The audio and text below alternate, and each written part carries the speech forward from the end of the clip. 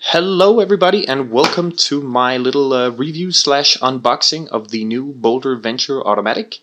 I have already reviewed the quartz version, which is their older model, on my website hyphenstyle.fr, in English and French of course, and I was pretty happy with that one.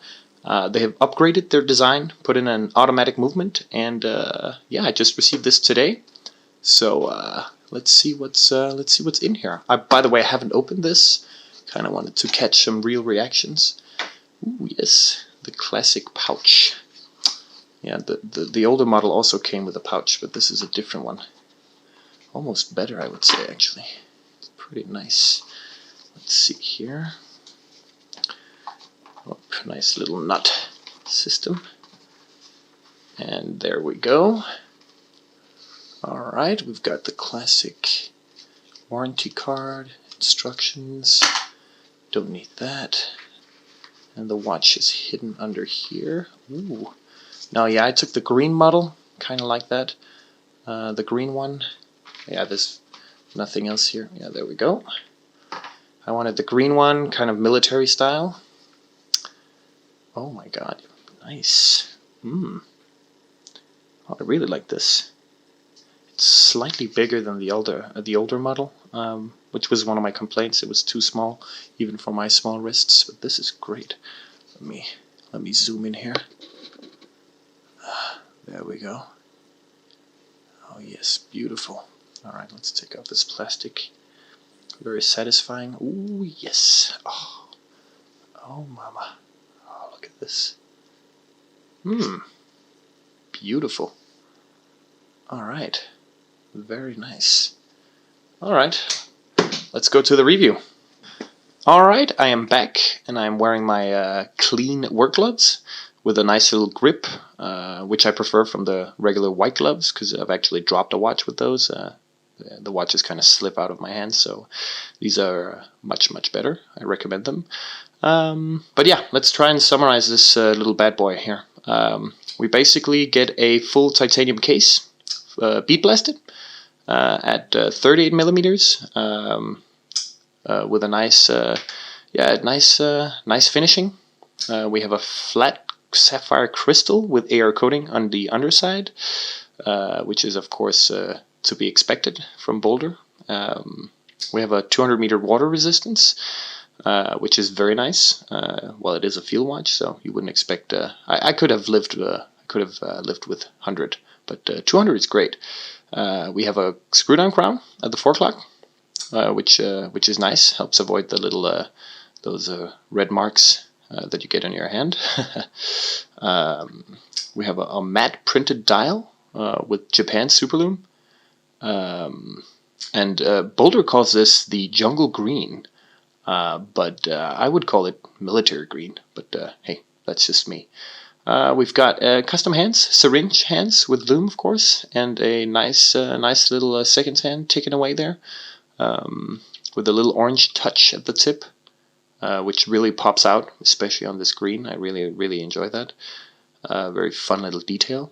We've got a nylon NATO strap with custom titanium bead blasted buckles to match the case. Let's see here, we can get a good look at those, and here as well, with a little engraved Boldr logo, of course. And yeah, we have so it's a 38 millimeters with a 14 millimeter thickness, and lug to lug of 42, and a lug size of 20 millimeters. So a very nice little compact field watch here. And this Boldr Venture is powered by the NH35A Psycho movement, which ticks at 21,600 beats per hour, which is basically 3 hertz or 6 ticks a second. For you guys there, counting the ticks per second of the seconds hand, of course. And this is an upgrade from their previous quartz model, the Quartz Venture. And I really do mean upgrade, because it is. I feel it's better. I prefer automatic watches, or at least mechanical. And I think they're just way more fun. And this watch goes for $300. I can't remember the price point of the old one, I think it might have been $250, so it's not really a big step up from the older one's price. So, what do I have to say about this watch? Well, compared to the old one, it feels a little bigger. It's a little more compact. I don't know if it is bigger actually, but it looks bigger on my wrist. And I really like the crown, the engraved kind of, what do you call it? I would call it a grenade pattern, which really grips nicely, so it's easy to screw out and screw in again. I do miss the lugs on the old one. The lugs, it had some kind of a sharp, pointy lugs that I really, really liked. But yeah, otherwise, I think it's a better version of the Boldr Venture. The NATO strap is really thick and well made, but it takes a little wear before it kind of fits nicely. It's quite stiff in the beginning, so you kind of have to kind of give it a little nudge there to make it sit more comfortably. And the loom, yes. Let's see here. Let's see if I can put some artificial light on this bad boy. And there we go. Yes, they call this Japan Super Loom. So I think it might be between the C3 and the C1 Superluminova, quality-wise. Shines pretty well.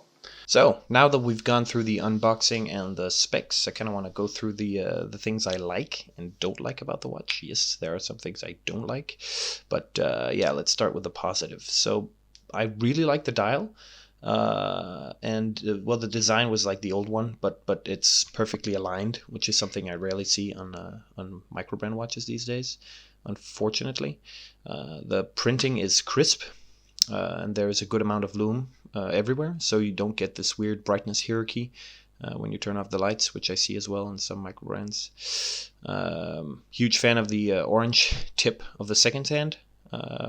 Big fan of that. Kind of throws off the design, gives it a little personality, and just like the crown as well, the grenade crown, as you can see here. Just love that. Great grip, easy to twist, easy to easy to unscrew. And yeah, it just looks badass. What else? Yeah, just the general feel of the watch. It's a nice NATO strap. But yeah, to segue into the negatives, the NATO strap, it's so well made and thick that it kind of elevates the watch a little too much here. I don't know if you can tell, which I feel like it's a shame because this watch is small, and having this much extra height makes it really looks like it's floating above your wrist a little. I've popped on one of my other NATO straps, thinner ones, and it looks a little better. So I think they kind of overdid the NATO strap on this one. I think a thinner one would have been better. But yeah, I think that's pretty much the only thing I don't like. I mean, the crown here, or the crown, the buckle is a little hard to. Yeah, it's very stiff as well, but I guess with use it's gonna loosen up. But yeah, that's pretty much the only bad thing I could find. Let me try and pop this on the wrist. Give you a better feel how this looks. So here it is on my wrist, my almost 17 centimeters wrist.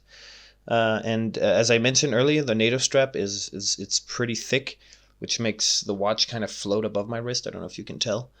But yeah, that's pretty much the only downside about this watch. Otherwise, I kind of like it. I really like it. It's a very good, it's going to be a good daily beater, I think. Yeah, that's it. Hope you enjoyed it.